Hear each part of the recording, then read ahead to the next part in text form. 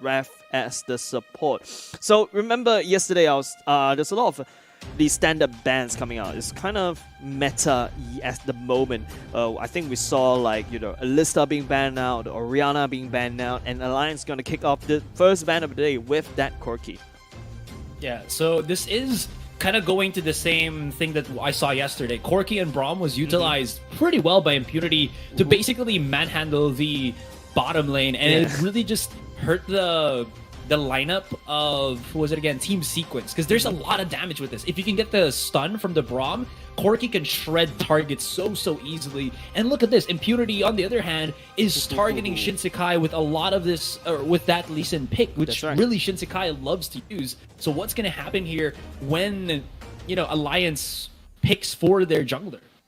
Yeah, and it really goes to show that both teams, they know who to focus down for. Even Asura, you mentioned itself, Impunity, they're very bot Dragon Lane focused, whereas Alliance, albeit a bit jungle focused. So you can see Impunity knee-jerk reaction, banning away the Lee Sin, whereas Alliance banning away one of the few top tier Dragon Lane as well. You know, Corki being one of the quite powerhouse right now in Wild Rift for the bot side, but it is Impunity who's gonna start off the pick with the Xayah and Rakan couple at the bot side, and that is something the Alliance has to be careful about at the bot side.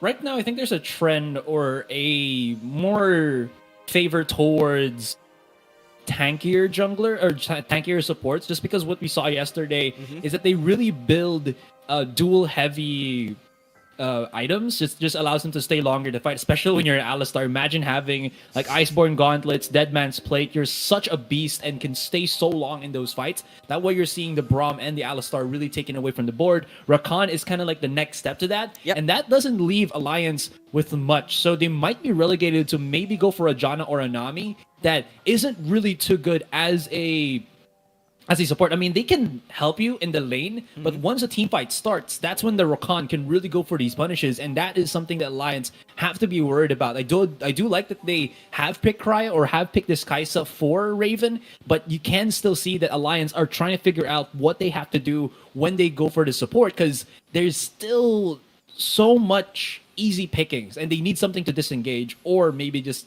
go for the Blitzcrank and hope that the hook is good enough. Yeah, and you know, Alliance going for the Camille at the top side, I believe. Looking to trying to lock down that Xayah. And also, you know, we talked about, you know, supports right now, because on the side of Alliance, they haven't secured their supports as of yet. I believe they can actually go for, you know, those disengaged supports. Like the Janna, in fact, is a very good example, because if you notice on the side of Impunity, they're kind of dive heavy. You have the Rakan diving in, you have the V with the ultimate, my bad, and the Fiora, who has potentially a lot of sticking power as well. And there you have the Janna, who can just instantly push everyone out of the way, and then allow Camille to lock down that Xayah so that, you know, she doesn't really escape. Then you have the Akali, who has also potentially a lot of sticking power that could dive towards the backline, trying to look for that Xayah pick off. But you gotta admit, you gotta be careful the Icon series. And with that said, I believe we are hopping into the loading screen already. And wow, looking at all the skins, KDA all out, Kai'Sa. Yeah, one of my favorite lines in terms of the Wild Rift skin. In fact, I'm sitting on a KDA chair myself. But ladies and gentlemen, with that said, we are hopping into game number 1. Alliance spawning on blue side, Impunity in the red, and it boils down to that vision game for Impunity. Whereas for Alliance, they have to try to pressure that bottom side, because that bot lane of Impunity is looking very strong.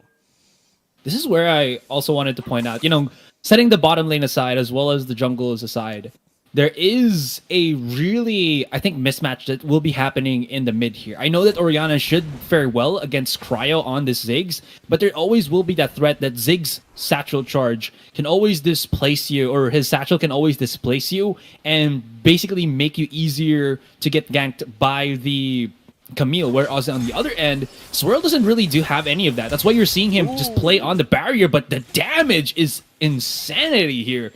Just being, you know, spotted out by Scarlet and Wrath. You got to be careful about their about their knockup because they can just follow up so quickly. Yeah, Rakana and Zaya is a very strong wombo combo duo at the bottom side, so that's why Alliance really have to be careful. But the eyes on that Impunity ward at the Alliance side of that blue, immediately giving that information that Alliance is actually starting at red. So Impunity already actually cleared off most of the camps already with that side. So remember what we're talking about, Impunity.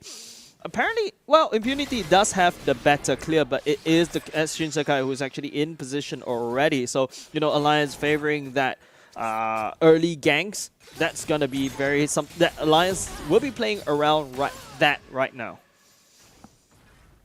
You can see how quickly Shin Sakai is just ready to oppress the wave here. Sadly enough, I think he was spotted out by a ward, and that the wave really was pushed into the favor of Impunity there. So they're just going to be able to hold on to this turret. If they go for this dive, there still could be some pressure.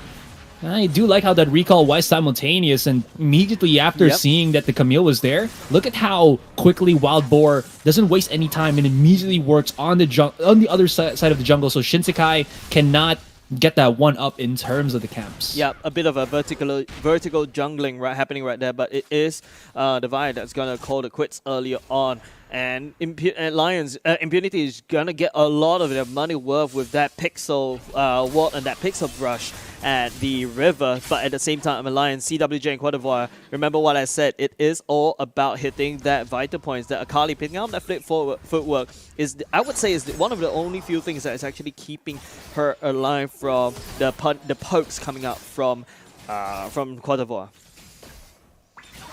So fine. I do like how we get like really quick recalls from the junglers. Even if they do say quits, right, for the moment, they still would have a lot of damage coming out here. The Vault Breaker connects, and he already has his Assault and Battery. Wild Boar strikes first and strikes hard, netting Impunity their first blood in this game. Yeah, and that is actually a bit of a, I would say, overextension coming out from the side of Alliance because, you know, I feel like they are ready to go, but the problem is that the Camille is not really at the right position to jump in. Unfortunately, it is Alliance that falls, giving that first bullet over to Impunity at the same time. Oh, I'm so sorry. The burp from 100%. Carbonated. I told you, man. Carbonated. Yeah, but it's fun. It's fun to burp, I gotta say. Not on stream. But the point being is this. Akali is already level 5, but Quadrakill actually has that level advantage. So maybe this is the right time to issue that grand challenge. But CWJs, they're both holding on to the ultimates. Dragon spawning at 22, but Wild Boar is just upping the ante. The Shockwave pulls the Janna round back and giving over another kill over the side of Impunity. A bit of a 1v1 happening at the bottom side, but the Scarlet Petal is the one that has the bot side priority, and therefore giving that Dragon priority over to Impunity. Alliance, they've got to do something right now. The Camille as Shin Sakai is not really something that he's familiar with. Remember, we talked about the fact that the leasing was actually taken away. Shin Sakai has to make the Camille work, or Alliance might actually give game number 1 over to Impunity. And here's the thing. There was also, I believe, Impunity taking away the Vi before Shin Sakai can maybe even prospect to pick up the particular champion. And like you said, I think he's having a lot of issues here. There is a lot of mobility with Camille, but in terms of the ganking pressure, it seems like Vi got everything set in stone because 2 crowd control abilities that have a gap close as well. It's ridiculous, and it just gives like a singular dynamic entry point, but it seems like Shin Sakai is returning the favor as bottom lane is being obliterated immediately by Alliance. Losing their Rakan doesn't really stop them because Scarlet Petal is able to set up the feathers just too much, too powerful, and will this Vault Breaker connect? Not gonna happen as Rich uses his Tornado to cancel it, but still in the end, that was a really good gank from Alliance, but Impunity answered back so quickly. Yeah, that Vi is really pretty much ahead. With that AoE damage, we'll be able to burst down the side of Alliance. Alliance, they paid a little bit too much for their bottom side, and unfortunately, Impunity is the one that actually got that win in the team fight. And because of that, not only that, Impunity has the gold lead, they have that Dragon. Infernal Dragon means that they deal a lot of damage. A bit of lane swap action happening already from the side of Alliance. They really have to try to focus down onto that Rift Herald so that they can actually pick up the first first Rift Herald or first turret, but it is Alliance once again will be able to lock down Scarlet Petal, nowhere to be found, but unfortunately Raven actually taking a lot of damage as well. Wild Boar a bit too late for that team fight, but it's still okay because Impunity still has a lot of room to work with. They have the Drake, they have the early Drake, they had the perfect execution happening. Grand challenge was issued to kind of zone that out. Both of these top Baron laners, they are pretty even, and that's something that Alliance can probably hope. But you know, the first Rift Herald, the first turret is something that Alliance has to try to take down. There is the lane swap that we saw just so that they can get control of this Rift Herald for at least both of the teams. But here we go. Trigger has been pulled, and immediately the Rakan as well as the Assault and Battery from the Vi. Impunity not gonna give you up, not gonna let you down, not gonna turn around and desert you. As Alliance, they had to use Ziggs' ultimate just to save off Impunity, but they don't matter. They don't care about that. They don't want the kills. They want the big objectives, and that Rift Herald will just be putty in the hands of Impunity. They get themselves a great advantage, and they're not done just yet. They force Alliance to go back into their base, but they're still working the top side here with the turret going down, even without using that RH. Oh, remember what we're talking about. Alliance really need to look for that first turret go, but it is Impunity that snatch it right under their noses. Impunity, you remember what I'm talking about. They need that Alliance, they need that Rift Herald. Impunity took it away from them. Impunity, they also took away that first turret as well. That is gonna push that goalie far ahead. And remember, Impunity, they have the late game hypers in the form of Scarlet Petal, as well as that Fiora as well. Okay, Repose coming on top of that Raven a little bit.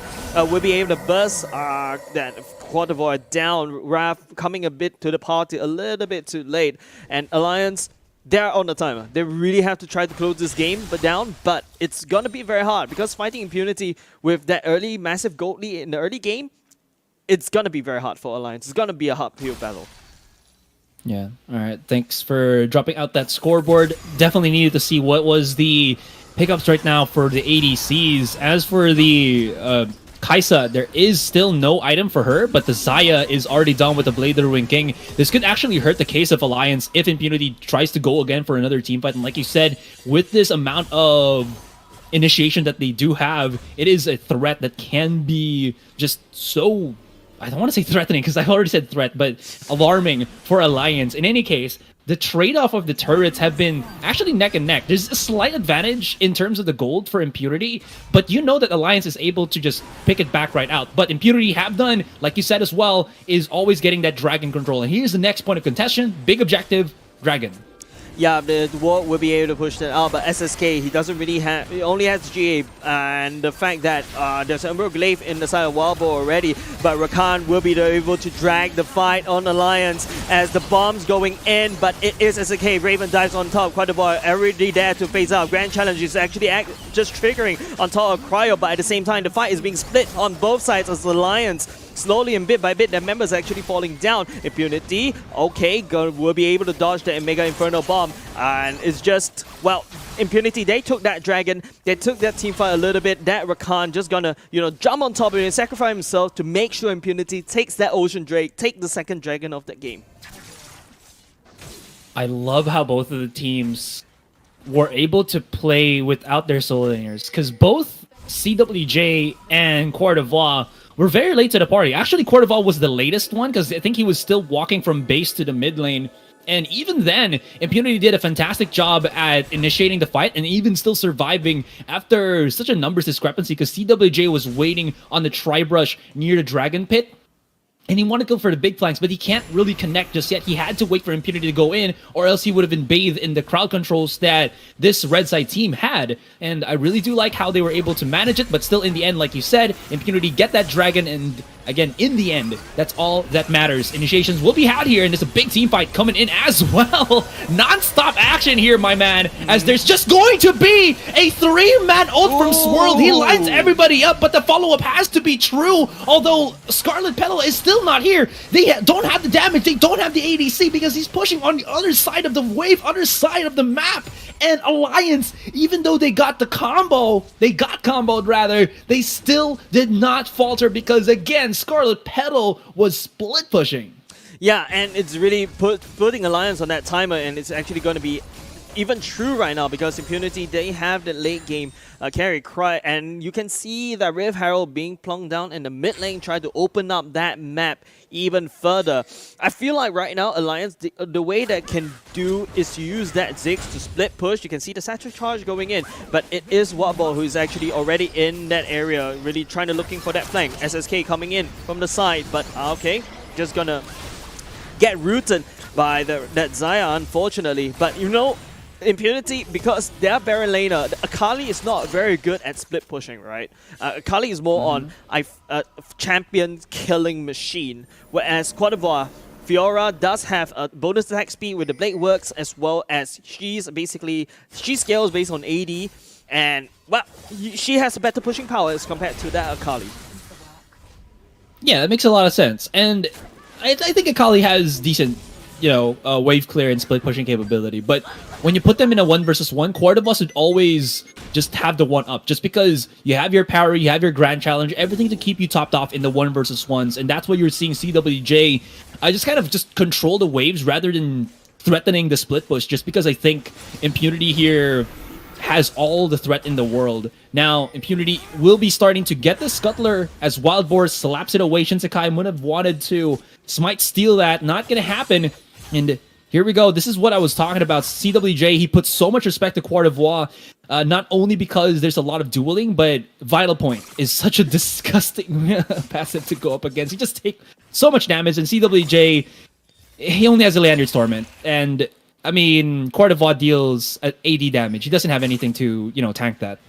Yeah, and you can see the Camille, Shin Sakai is slowly building himself towards the Triforce, a very expensive item to be building. Whereas if you compare it over to the Vi, Umbral Glaive is a very cheap item. In fact, it's a better replacement as compared to Yomu after the nerf, and already building towards the armor item as well as a health item. And of course, with the help of GA, that Vi is going to take a lot more punishment. Then there we go, the shockwave coming on top, and as the wombo combo coming out, the monsoon going in, won't be able to disengage Impunity. They want that Drake, and they're trying to look for that. At the same time, Scarlet Petal a bit late to the party as well. The Feather Strike will be used.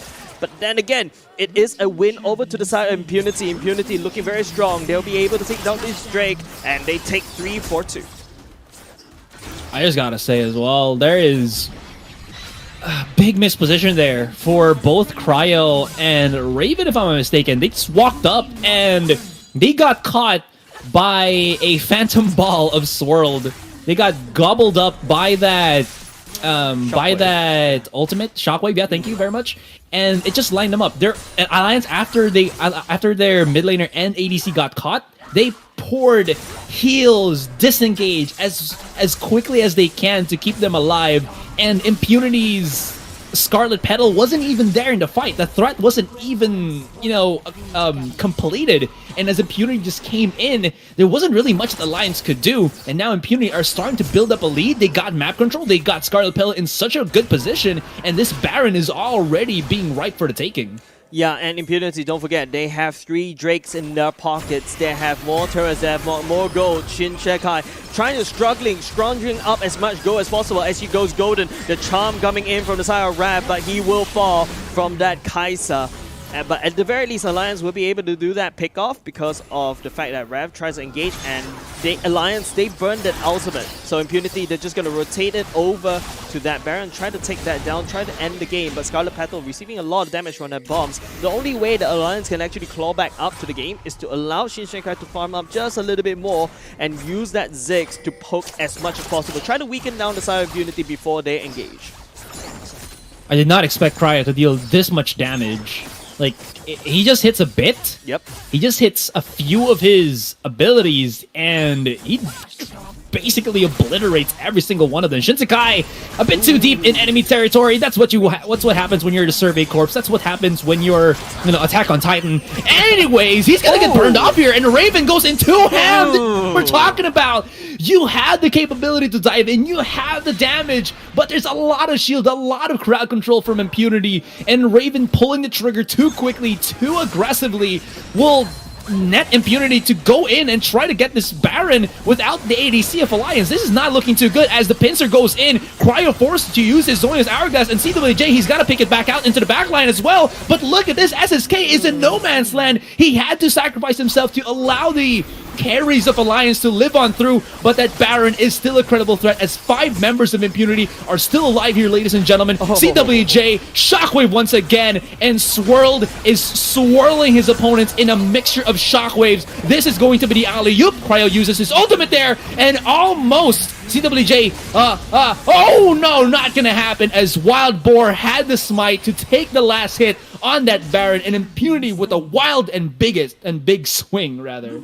Yeah, you can see the Alliance, they're not really focusing on the team fight, and Swirl is just putting so much pressure at the back line. You can see the Akali trying so hard, trying to get that Baron, trying to steal that off, but Wild Boar had that smite ready on the thumb, and the smite it done down, and with that Baron buff, Impunity side, they'll be able to push and penetrate right down into the Nexus. Wild Boar once again jumping on in, not going to give Alliance a single form of rest, as Impunity just going to hammer on top of Nexus as Impunity take game number 1. That was so good.